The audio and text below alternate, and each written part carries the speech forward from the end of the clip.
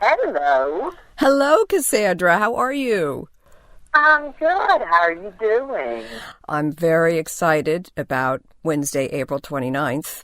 It's going to be good. This is the biggest fundraiser of the year for the Chatham County Literacy Council. I just want to get a little housekeeping out of the way before we jump into things, because this is a really special event. Last year we had the fabulous Frances Mays of Under the Tuscan Sun.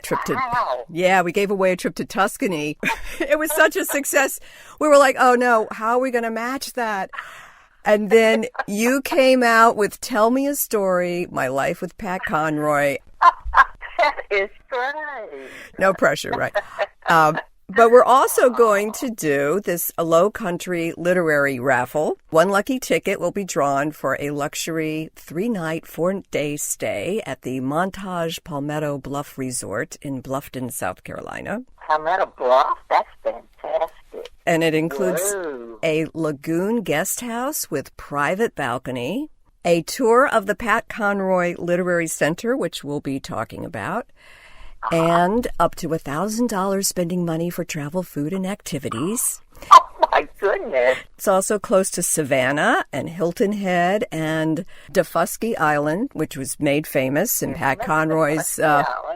Yes, it was called Yamacraw in The Water is Wide. Exactly. The raffle tickets are $100 each. Only $250 will be sold, and the winner will be drawn on April 29th at the luncheon. You do not need to be present to win, but you really should be to hear Cassandra speak.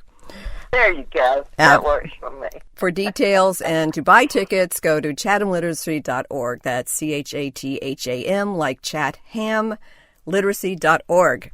I don't want to give the performance in the dressing room by getting you to share too much, because you want to save them for the event. But it's such an incredible book that you wrote. And Pat Conroy, the last time I saw him was at the Bookmarks Book Festival in September of 2015. He passed away the following March. He seemed fine. People were lined up, lines like I had never seen before afterwards to have their book signed. 2 hours later, the line was still just as long. I've never seen anything like it. His signings are still legendary, in the publishing business, because he had such a connection with his readers. Just an amazing connection with his readers. And really the most loyal, devoted readers I've ever seen. What was it like sharing him with that many people, those kinds of fans? Oh, that was certainly interesting. I always would get sort of pushed out of the way. One time we were sitting at this round table, and this woman came up to hug on Pat and tell him how much she loved him. And the way she hung over him, her behind was right in my face. It was the funniest visual. The people at the table with me were cracking up, and the poor woman never got it. She never realized that she was right there with her behind in my face. Have you known my sweet husband? But there were a few times like that. Last night before I went to bed, I was thinking about what I was going to ask you, and I went to your website and I saw you have a photo album up. A lot of them are characters in the book. And I could just hear the laughter, feel the warmth. It hit me so hard how big your loss is. Our loss. The world has lost this incredible talent, but especially for you, because people like that just leave such a huge hole. That's true. A loss of anyone that we love is, of course. But you have somebody that just has a huge personality like that did. And it's not like he was a quiet little thing that I didn't even realize he was here half the time or anything like that. He was, he had such a presence. Yeah.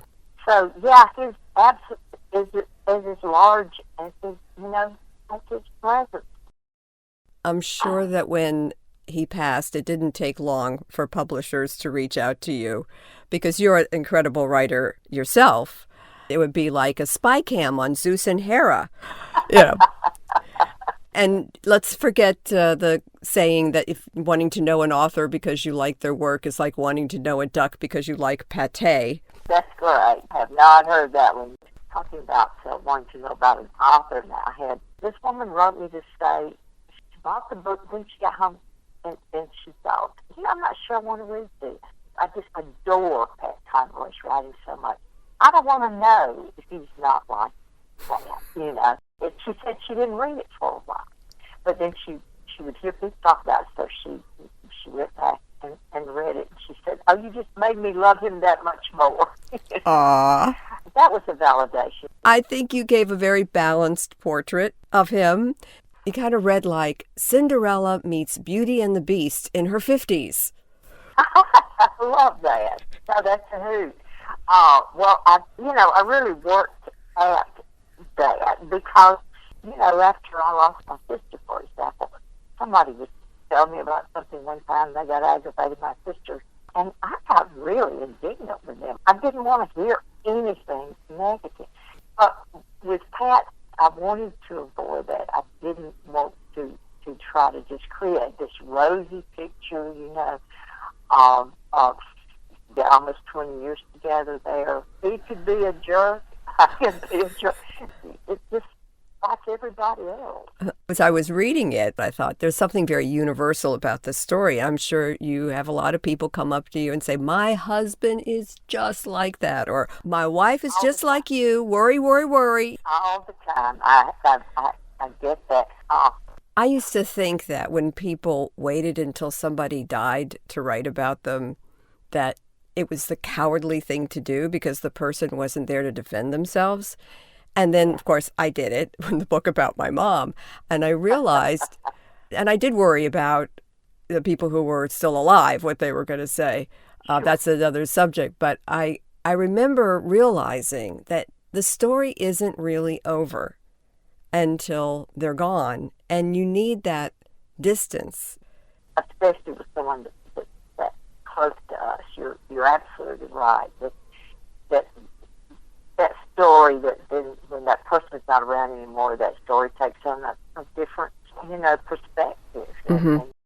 One thing that really stands out about you and your late husband, and is truly extraordinary generosity among writers, is your willingness to give blurbs to other authors. A lot of people who are not in the business think, publishers or editors go and get those book jacket quotes, and sometimes they do. Or I suppose in your case, in Pat's case, so many people that it's easier. But for most authors, it is humiliating. Pat not only gave the blurbs, he would show up at the authors' events to help them sell more books. And you gave me a blurb once, and I really thank you for that. It takes you a while to get up your nerve. Sometimes you'll ask somebody and you'll never hear back from them, and you'll think, well, did they not get my letter? Did they hate the book so bad? Or they hate me so much they didn't even want to respond? It's kind of hard to come up with that many different authors to give them. Yeah, it's true. It's true. You don't want to use the same people over and over.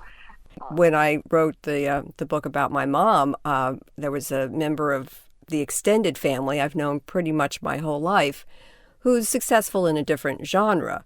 And I thought, well, is she going to be offended if I don't ask her? That's how naive I was. But she said, I get asked this all the time. I only blurb dead people. Yeah. I'm wondering if anybody has come forward who's read your book and said, well, that's not true, or I don't think this happened that way. You gotten that at all? Yeah, I've only had that a couple of times. I've been asked, did you check with Pat's brothers and sisters, his daughters, you verify these stories? And I thought, no, but I would drive myself crazy for one thing doing that. Mm-hmm. But what I understand a memoir to be is that you're telling it from your perspective. Mm-hmm. You know that you as the author are saying, this is the way that I heard so-and-so, or this is the way that I experienced such and such. And, that's one reason I like to use different points of view in writing fiction, we all have different ways of looking at things, and I think that's what makes, stories so interesting. Tell me a story. What a great title. Tell us a little bit about the Pat Conroy Literary Center. All of us that knew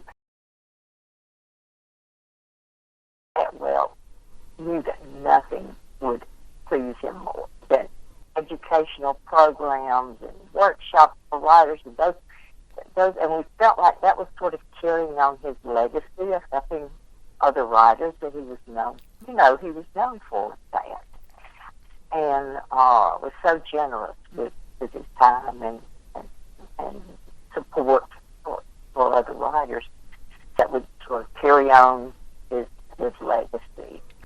So we formed a nonprofit organization. It's 3 years old now. Really exciting. I mean, almost like you build it and people will come.